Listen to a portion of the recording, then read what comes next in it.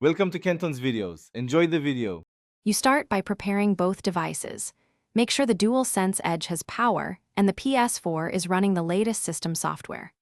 Once done, plug the controller into the Ps4 with a USB-C cable to allow initial handshake. This bypasses Bluetooth quirks. While connected, sign into your PSN account and open Settings, then Devices, then Bluetooth devices, so the console is ready to register controllers. This immediate USB connection speeds pairing and lets you skip waiting for low battery or firmware checks. Next, put the Dualsense Edge into pairing mode by holding the PS button and Create button together until the light bar blinks.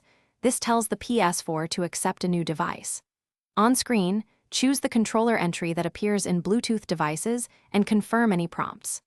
Once paired, navigate Settings, Devices, Controllers to set button mapping and sensitivity.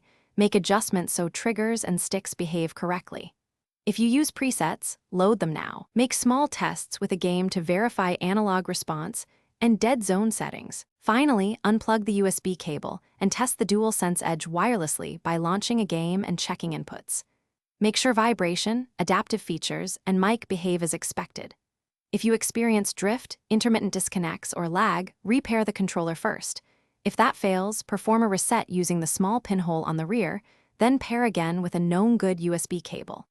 Also, make sure controller firmware and Ps4 software remain updated, and keep battery charged in the recommended range for best stability. Thanks for watching. Consider subscribing if we helped you.